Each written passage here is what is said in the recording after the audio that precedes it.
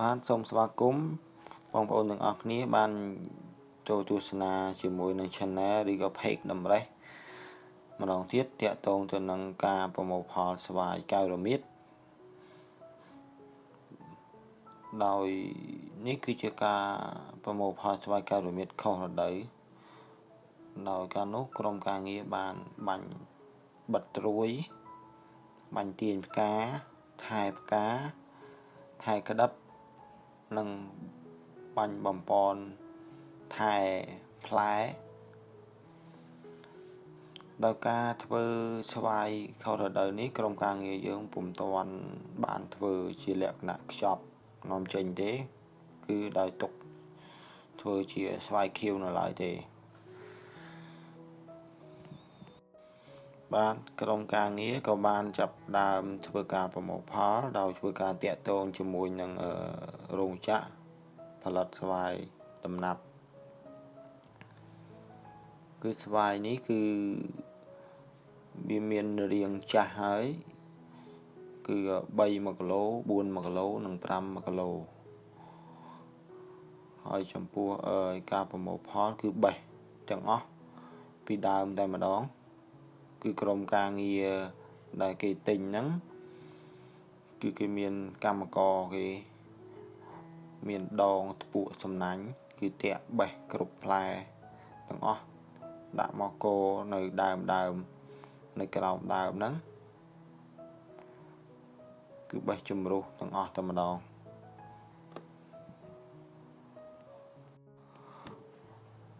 បាទបន្ទាប់ពីបានធ្វើការបេះជំរុះទម្លាក់ពីដើមមករួចហើយគឺមានក្រុមការងារមួយចំនួនគាត់ប្រមូលដាក់ក្នុងស្បៃហើយស្បៃនោះអាចទុកទម្ងន់បានជាមធ្យម40 គីឡូបាទដោយធ្វើការចងមាត់បាវហើយក៏ធ្វើការដឹកជញ្ជូនតាមគោយន្តគោនៅកន្លែងមួយកន្លែងដោយធ្វើការជ្រើសតាមប្រភេទ3 គីឡូ4 គីឡូហើយធ្វើការថ្លឹងក្នុងមួយបាវស្បៃក្រហមហ្នឹងគឺ40 គីឡូ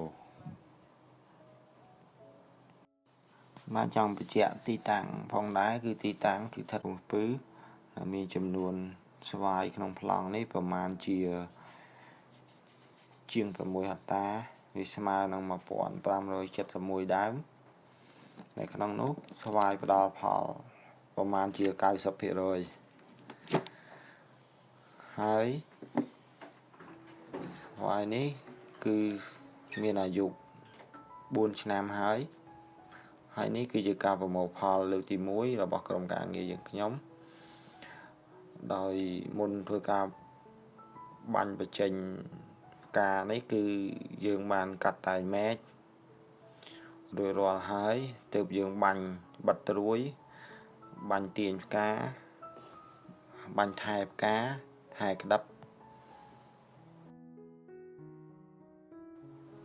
បាទចង់បញ្ជាក់ចំពោះការបាញ់បញ្ចេញស្វាយនេះគឺបាញ់បញ្ចេញខុសរដូវ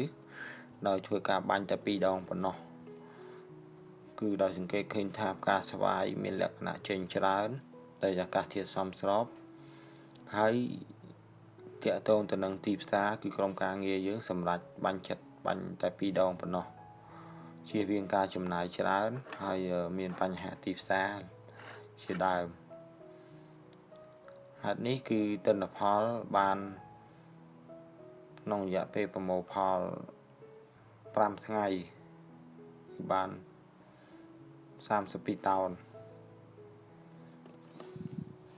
ហើយក្នុងនោះស្វាយដែលមានលេខ1នោះគឺ3 គីឡូបាន7 តោនហើយចំពោះស្វាយ4 គីឡូប្រមាណជា20 តោនបាទចង់បញ្ជាក់ពីតម្លៃតិចតាក់ទងទៅនឹងការបេះស្វាយនេះគឺកម្មករឈ្នួលបេះគឺមួយថ្ងៃគឺ30000ចំពោះអ្នកបេះ hay chuột cô dốn đọc mờn riêng cô dốn nâng nẹ bò cô dốn mà nè hai nẹ rơ nhẹ vài và phết lệch môi nâng lệch bí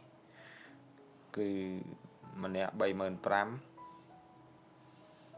hai thua ca trên chùn làng lán cứ bay mờn đá nó về Đài Loan tùm hôm mà chiêng đập tàu móc cứ nâng thua ca đặc trên chùn từ can rồng chạ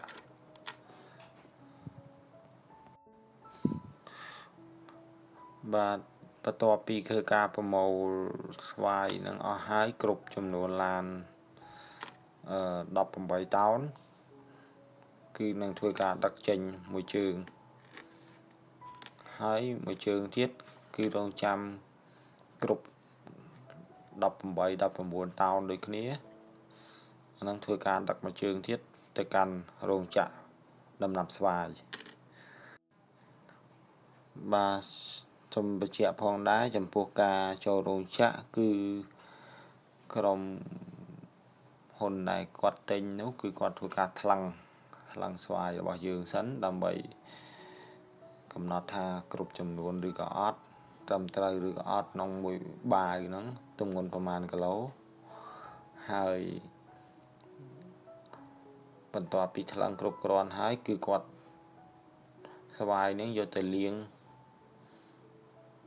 សម្អាតមេរោគហើយទើបបញ្ចូលទៅក្នុងធុងបន្ទុំហើយទើបចិត្តសម្បកហើយបានលាងសម្អាតមេរោគទៀតបាទចិត្តជាដំណាប់ហើយបានធ្វើការវេចខ្ចប់និងបិទ logo ដើម្បីធ្វើការលក់ចេញបាទអរគុណសូមថ្លែងអំណរគុណចំពោះបងប្អូនទាំងអស់គ្នាតែងតែចូលរួមទស្សនានៅ channel ឬ page តម្រេះរបស់ក្រុមការងារយើងខ្ញុំហើយប្រសិនជាបងប្អូនពេញចិត្តសូមជួយ subscribe និងជួយចែករំលែកវីដេអូនេះទៅកាន់មិត្តភ័ក្តិដទៃទៀតក៏ដូចជាជនរួមជាតិខ្មែរយើងទាំងអស់ឲ្យបានទស្សនានៅបច្ចេកទេសថ្មីនិងបទពិសោធន៍ថ្មីបន្តទៀតហើយប្រសិនបើបងប្អូនចង់ដឹងពីបច្ចេកទេសអ្វីថ្មីឬក៏ចង់ដឹងពីបទពិសោធន៍អ្វីថ្មីទៀតខាងក្រុមការងារយើងខ្ញុំនឹងខិតខំផលិតវីដេអូនិងចែករំលែកបន្តទៀតដោយបងប្អូនធ្វើការ comment នៅប្រធានបទដែលបងប្អូនចង់ដឹងនៅខាងក្រោមនេះវីដេអូនេះបាទសូមអរគុណសូមជួបគ្នាវីដេអូក្រោយទៀត